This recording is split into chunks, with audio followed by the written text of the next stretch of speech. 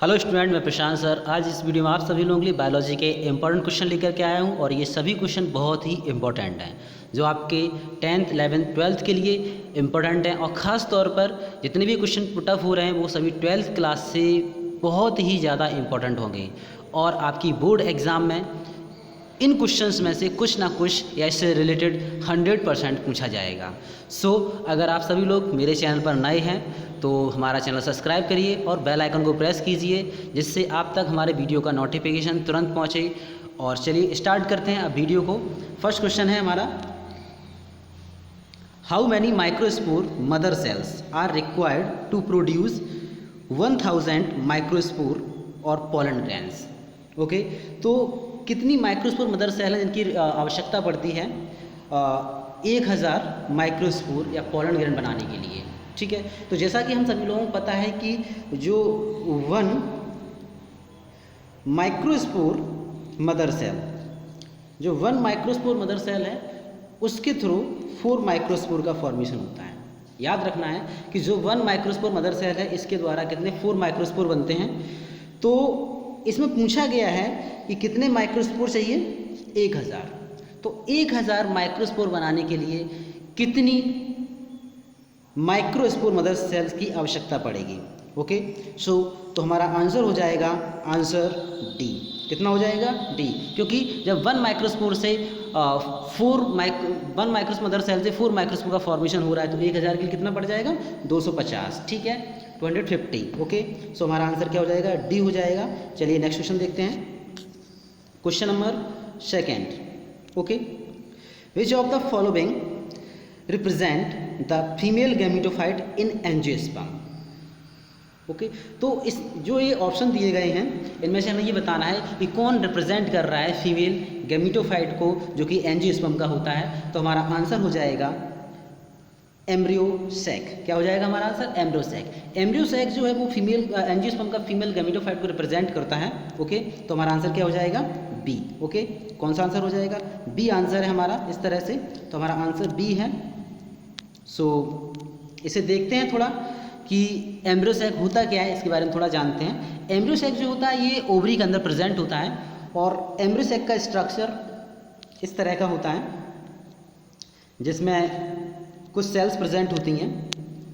ये इस तरह का स्ट्रक्चर रहेगा, 1 2 3 एंड 2 1 2 3।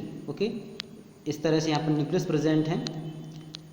ओके, तो ये पूरा कंप्लीट एम्ब्रियोसैक का डायग्राम है और ये ओवरी के अंदर प्रेजेंट होता है। ये 7 सेल्ड, याद रखना है 7 सेल्ड 8 न्यूक्लिएटेड स्ट्रक्चर होता है।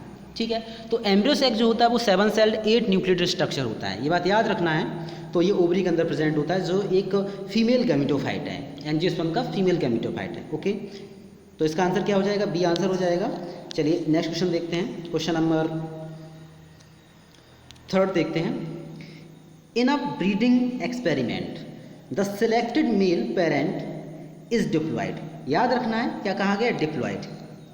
And the female parent is tetraploid. जो फीमेल पेरेंट है वो कैसा है, टेट्राप्लॉयड है। ठीक है, what will be the ploidy level of the endosperm that will develop after double fertilisation.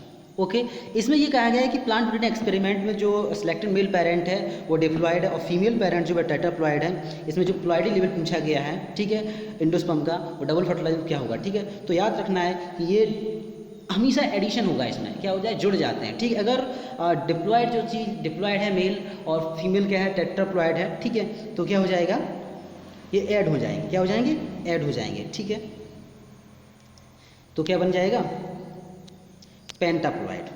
क्या बनेगा, पेंटाप्लॉयड, क्योंकि वो 2n था एक, ठीक है, और एक कैसा था, 3n था, तो इक्वल जो है, ठीक है, तो वो बन जाएगा कैसा, 5। ठीक है, 5 बन जाएगा तो ये पेंटाप्लॉयड बन जाएगा। तो हमारा आंसर क्या हो जाएगा, पेंटाप्लॉयड हो जाएगा। ओके, सो आंसर हमारा कौन सा हो जाएगा, डी हो जाएगा।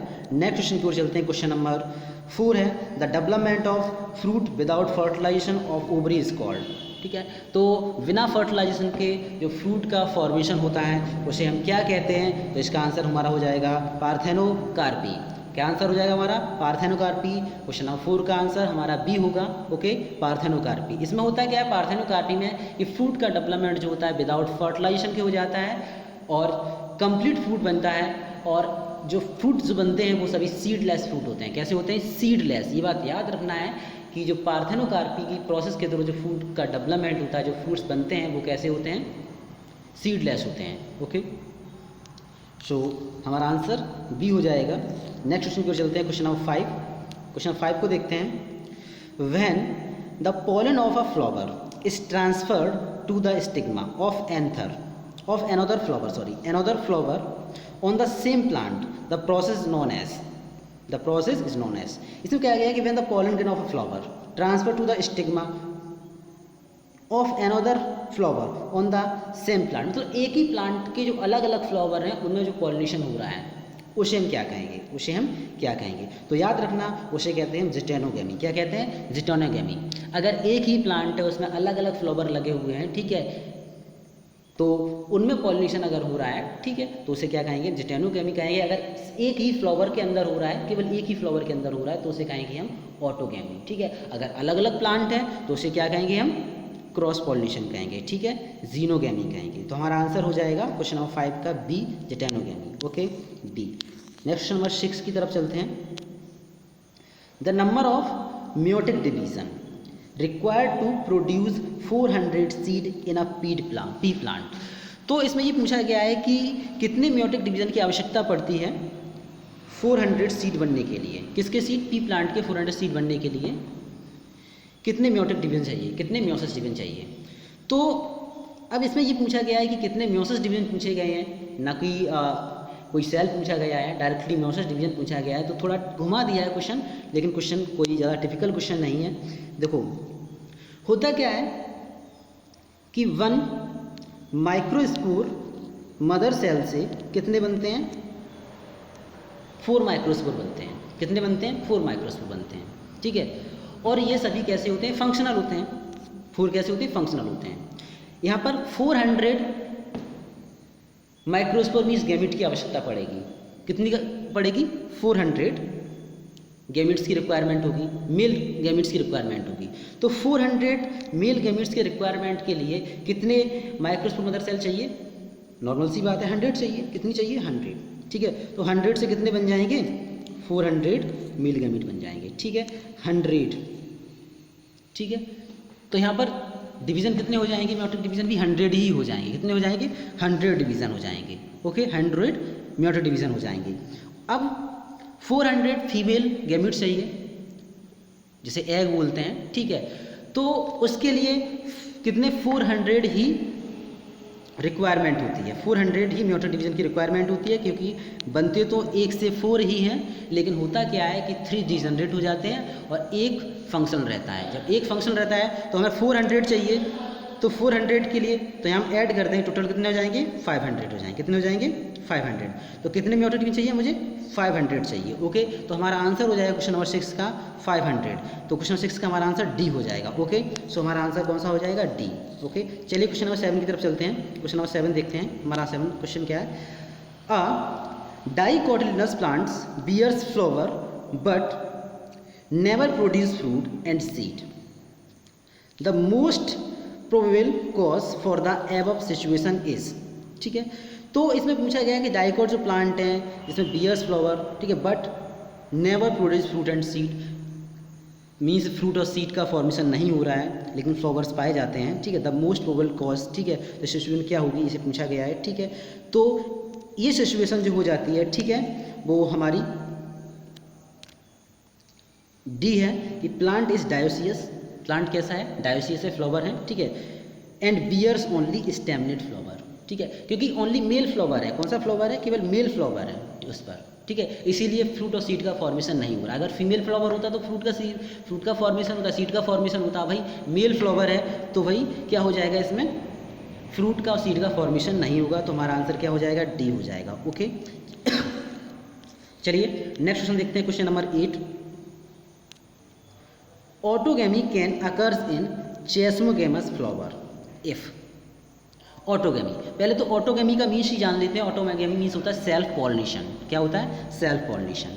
ठीक है। और चेस्नोगेमस फ्लावर का मीन्स होता है कि फ्लावर जो होते हैं वो कैसे होते हैं, ओपन फ्लावर होते हैं, मीन्स जो फ्लावर इन्वायरमेंट के कांटेक्ट में रहते हैं, मीन्स ओपन होते हैं, जिसके मेल एंड फीमेल पार्ट्स होते हैं वो क्या है, इन्वायरमेंट के कांटेक्ट में रहते हैं, उन्हें क्या कहते हैं, हम चेस्नोगेमस फ्लावर कहते हैं। ठीक है, तो इसमें पूछा गया autogamy can occurs in a chasmogamous flower if, option पढ़ते हैं, देखते हैं। First, pollens mature before maturity of ovule, no. Next, ovule mature before maturity of ovule, no.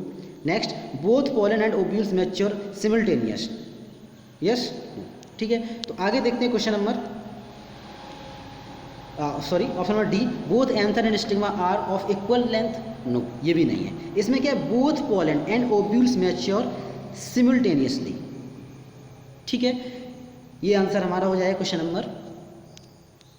Number 8 का आंसर हमारा कौन सा हो जाएगा, सी आंसर हो जाएगा। ओके, चलिए नेक्स्ट क्वेश्चन की ओर चलते हैं। Question number 9, choose the correct statement from the following. Okay, तो इसमें करेक्ट स्टेटमेंट का हमें चूज़ करना ही कौन सा हमारा करेक्ट स्टेटमेंट है। ठीक है, स्टेटमेंट है, तो देखते हैं, ये थोड़ा हम नीचे कर ही देते हैं, इस तरह से जो क्वेश्चन पहले हम देख लेते हैं। ठीक है, एक एक करके पढ़ते चलेंगे। तो फर्स्ट है, cleistogamous flower always exhibit autogamy. ठीक है, तो बिल्कुल सही आंसर है इसका हमारा, ये क्लिस्टोगेमस फ्लावर जो है वो उसमें क्या होता है कि ऑटोगैमी होती है, 100% ऑटोगैमी होगी। नेक्स्ट हमारा है question number B, chasmogamous flower always exhibit geitonogamy. ठीक है, तो ये हमारा रॉन्ग हो जाएगा। ठीक है, सी नंबर देखते हैं, cleistogamous flower exhibit both autogamy and geitonogamy, no. Chasmogamous flower never exhibit autogamy, no. ठीक है, तो इस तरह से हमारा आंसर जो है 9 का हमारा आंसर हो जाएगा ए। कौन सा हो जाएगा, ए आंसर हमारा हो जाएगा। तो हमारा आंसर क्या है, ए नंबर है। क्वेश्चन नंबर 10 देखते हैं। ओके, थोड़ा नीचे करते हैं इसे, yes. From among the situations given below choose the one that prevent both autogamy and geitonogamy. ठीक है, मीन्स इसमें ये पूछा गया है कि जो प्रिवेंट करता है ऑटोगैमी और जिटेनोगैमी दोनों को ही प्रिवेंट करता है। ठीक है, वो सिचुएशन क्या होगी जो नीचे दी गई है, monoecious plant bearing unisexual flower. अभी मोनोसियस प्लांट होगा बियरिंग यूनिसेक्सुअल फ्लावर, केवल वन सेक्स प्रेजेंट है उसमें। ठीक है, तो ये कंडीशन बताई गई है। सेकेंड देखते हैं, dioecious plant bearing only male और female flower. Dioecious plant bearing only male और फीमेल, यहाँ पर और लगा हुआ है, याद रखना। और मीन्स कोई डायोसियस प्लांट है जिसमें क्या है कि ओनली मेल पार्ट प्रेजेंट है या फिर ओनली फीमेल पार्ट प्रेजेंट है। ठीक है, तो हमारा आंसर यही हो जाएगा जो कि ये उसे प्रिवेंट करेगा, रोकेगा। ओके, चलिए नेक्स्ट आंसर देखते हैं हमारा। क्वेश्चन नंबर 11 देखते हैं। In a fertilized embryo sac the haploid, diploid and triploid structure are. पूछा गया है कि haploid structure, diploid structure, triploid structure जो है क्या होती है। ठीक है, तो synergid, zygote, primary endosperm, nucleus, एक ये हमारा दिया गया है। नेक्स्ट है synergid, antipodal, polar nuclei, no. Antipodal, synergid, primary endosperm, synergid, polar nuclei and zygote. ठीक है, तो पूछा गया हैप्लॉइड स्ट्रक्चर क्या होती है। ठीक है, तो हैप्लॉइड स्ट्रक्चर जो है हमारी सिनर्जिड सेल होती है, जाइगोट डिप्लॉइड होता है, प्राइमरी एंडोस्पर्म कैसा होता है, ट्रिप्लॉइड होता है। मीन्स ये हमारा n होता है, ये 2n होता है, और ये कैसा होता है, 3n होता है। तो हमारा आंसर क्या हो जाएगा, आंसर हमारा ए हो जाएगा। ओके, नेक्स्ट क्वेश्चन की ओर चलते हैं। Question number 12, in an embryo sac the cells that degenerate after fertilization. In an embryo sac the cells that degenerate after fertilization are.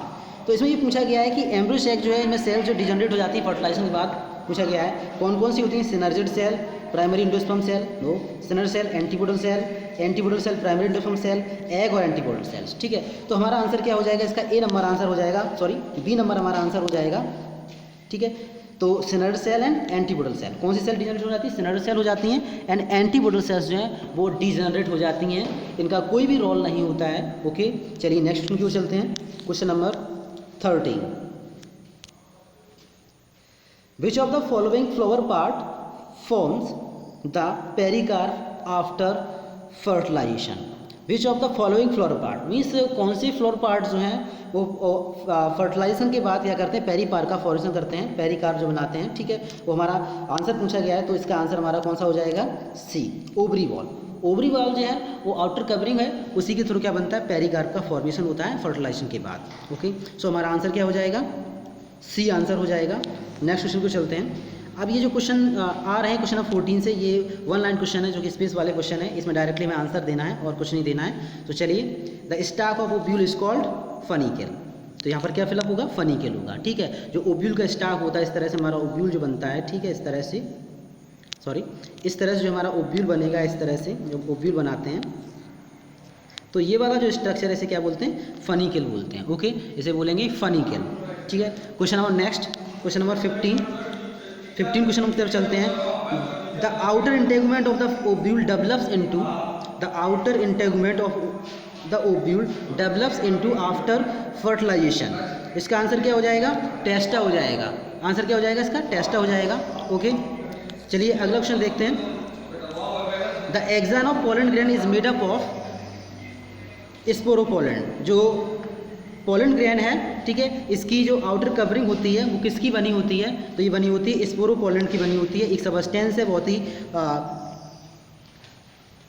Protective substance होता है, और जो कि पोलन ग्रेन की सुरक्षा करता है, उसे प्रोटेक्ट करता है। सो हमारा आंसर क्या हो जाएगा, स्पोरोपोलेनिन। ओके, नेक्स्ट क्वेश्चन की ओर चलते हैं। Question number 17, the outermost layer of endosperm is in maize grain is known as a aleurone layer. ये क्वेश्चन बहुत ही इंपॉर्टेंट है आप सभी लोगों के लिए। इसमें ये पूछा गया है कि आउटर मोस्ट जो लेयर है एंडोस्पर्म की, मेज के जो एंडोस्पर्म होता है, ठीक है, उसमें कौन सी होती है, एल्यूरोन लेयर होती है, कवरिंग जो होती है। ओके, नेक्स्ट क्वेश्चन चलते हैं। क्वेश्चन नंबर 18 है, a bisexual flower that never opens, मतलब जो बाइसेक्सुअल फ्लावर होते हैं वो कभी ओपन नहीं होते हैं, उसे हम क्या टर्म देते हैं, तो हमारा आंसर हो जाएगा क्लिस्टोगेमस फ्लावर है। ये क्लिस्टोगेमस जितने भी फ्लावर होते हैं एनवायरनमेंट के डायरेक्टली कॉन्टैक्ट में नहीं रहते हैं, सभी जो फ्लावर होते हैं क्लोज होते हैं, और जिसका एग्जाम्पल हमारा हो जाएगा जियामेज, सॉरी ग्राउंडनट। आंसर क्या हो जाएगा हमारा, ग्राउंडनट, इसका हो जाएगा एग्जाम्पल, याद रखना है। अगला चलते हैं क्वेश्चन नंबर 19 की तरफ। In the grass family the single cotyledons is called, जो ग्रास फैमिली है जिसे पोएसी फैमिली भी कहते हैं एक तरह से, ठीक, ग्रेमनी भी बोलते हैं, ठीक है, और इसमें जो सिंगल कोटिलिडन्स है उसे क्या बोलते हैं, इसे बोलते हैं कोटेलम। क्या बोलते हैं, कोटेलम, या एस साइलेंट रहेगा, ठीक है, कोटेलम बोलेंगे, या क्यूटेलम भी कह सकते हैं इस पॉइंट को हम, ठीक है। तो ये क्वेश्चन 19 था हमारा। अगला क्वेश्चन देखते हैं, क्वेश्चन नंबर 20 है। The hollow